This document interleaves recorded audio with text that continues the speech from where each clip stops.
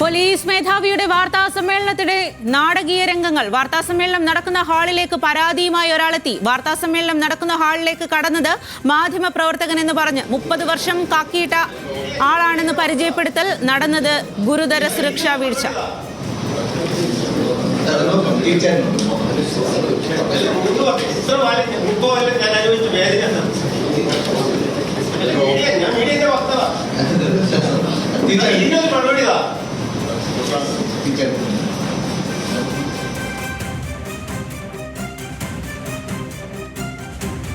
വിവരങ്ങളുമായി VS അനുവാണ് ചേർന്നത്. VS Anu DGP ആയി ചുമതലയേറ്റ ആ സമയത്ത് ആദ്യത്തെ വാർത്താ സമ്മേളനത്തിൽ തന്നെ അതിനാടകീയമായിട്ടുള്ള രംഗങ്ങളാണ് സംഭവിച്ചിരിക്കുന്നത് എന്നുള്ളതാണ്.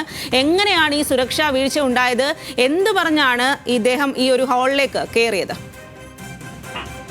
അപ്രതീക്ഷിതവും നാടകീയവുമായ സംഭവങ്ങളാണ് DGP സംസ്ഥാന പോലീസ് മേധാവി റവാഡ ചന്ദ്രശേഖരന്റെ വാർത്താ സമ്മേളനം നടക്കുന്നതിനിടെ ഉണ്ടായത്. ഇത് ഒരാൾ അദ്ദേഹം അവിടേക്ക് എത്തുകയും താൻ ഒരു ചോദ്യം ചോദിക്കുന്ന രീതിയിലാണ് അദ്ദേഹം എത്തുന്നത്. പക്ഷേ ഈ ചോദ്യം ചോദിക്കുന്നതിനിടയിൽ താൻ 30 വർഷം കാക്കിയിട്ട ആളാണ്, തനിക്ക് നീതി കിട്ടിയില്ല എന്നടക്കമുള്ള കാര്യങ്ങൾ അദ്ദേഹം പറയുകയുണ്ടായി.